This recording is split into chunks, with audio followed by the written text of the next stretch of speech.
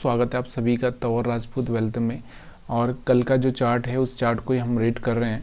तो थोड़ा सा मैं आपको फ्लैशबैक में लेके चलता हूँ, यानी कि जब हमने एनालिसिस किया था उसी चीज़ को मैं आपको दिखाना चाहता हूँ।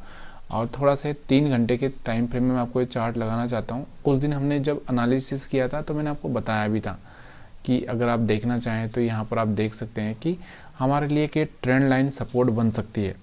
ठीक है, मैंने आपको उसी दिन ये ट्रेंड लाइन को ड्रा करके बताया था कि ये पॉइंट और यहाँ पर जो गैप बाकी है वो गैप फिल हो सकता है। तो यहाँ पर ये जो गैप बचा हुआ था, यहाँ से यहाँ तक का जो गैप बचा हुआ था, ये गैप फिल हो चुका है। अगर आप देखोगे तो बिल्कुल आपको दिख रहा होगा, जो कि ये ट्रेंड लाइन मैंने पहले ही डाल दी थी कि अगर मार्केट में थोड़ी और गिरावट बाकी है, मतलब कहने का मतलब यही था मेरा कि ये अभी हमारा जो लेवल दिख रहा है कि यहाँ से इस ट्रेंड लाइन के आसपास आ सकता है।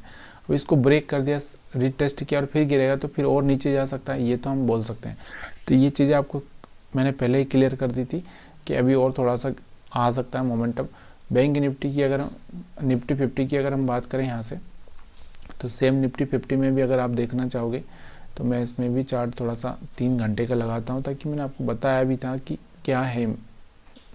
ये देखो यहाँ से आपको दिख रहा होगा, ये देखो यहाँ से आपको दिख रहा होगा, सेम चीज़ें वहाँ पर मैं आपको जो बताना चाह रहा हूँ वही आपको देखने को मिल रही होगी कि ये देखो यहाँ पर सपोर्ट, यहाँ पर सपोर्ट और यहाँ पर सपोर्ट, फिर यहाँ पर सपोर्ट, मतलब यहाँ पर ही आ चुका था मार्केट। ठीक है, तो यही हमारे लिए सपोर्ट का काम कर सकता है। इसके बाद फिर और नीचे जाएगा तो अभी हम लोग और कुछ बोलना बहुत मुश्किल है।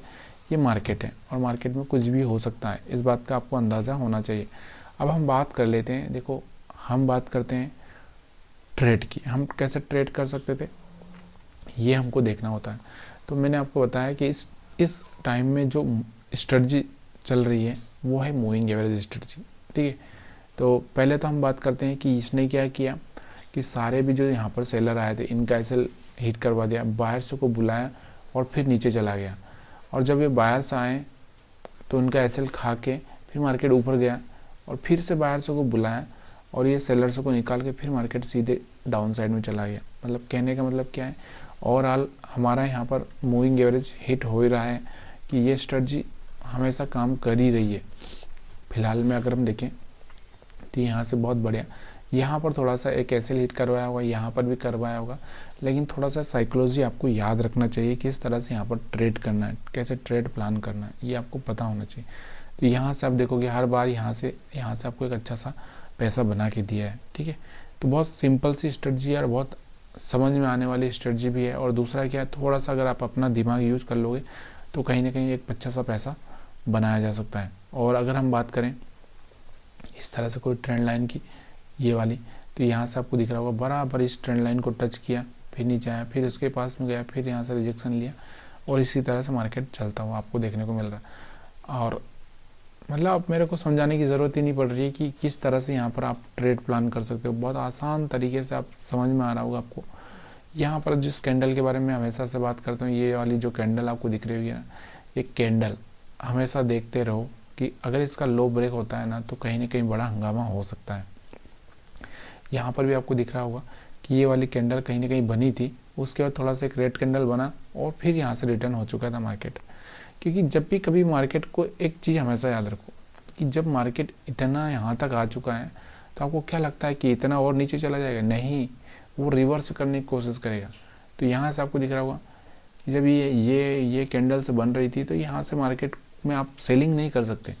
क्यों? क्योंकि ये कैंडल्स बन रही है, इसका मतलब कहीं ना कहीं बायर्स को या सेलर्स को कंफ्यूज कर रही है, तो इसलिए मार्केट रिवर्स हुआ। फिर दोबारा यहाँ से आपको देखने को मिल रहा होगा ये कैंडल से बनी और यहाँ से आपको दिख रहा होगा एक मार्केट नीचे फिर ऊपर गया, फिर नीचे आया, फिर ऊपर गया, फिर नीचे आया।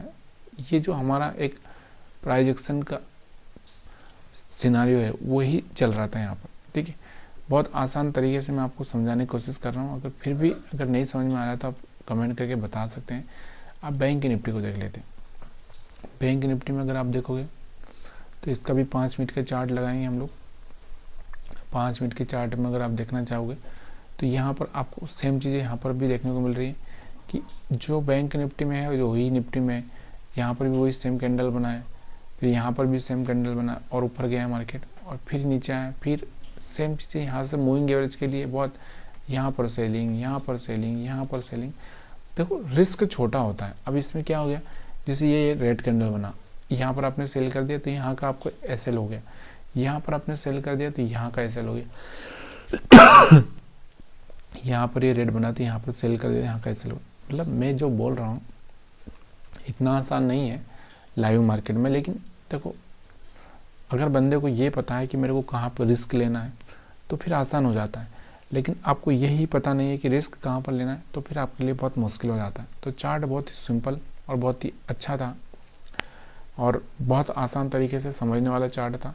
कभी कभी जब मैं लाइव में आऊँगा तब आपसे बात करूँगा इस तरह की। तो वीडियो देखने के लिए आप सभी का बहुत बहुत धन्यवाद। वीडियो पसंद आया तो वीडियो को लाइक शेयर कमेंट करना मत भूलिएगा।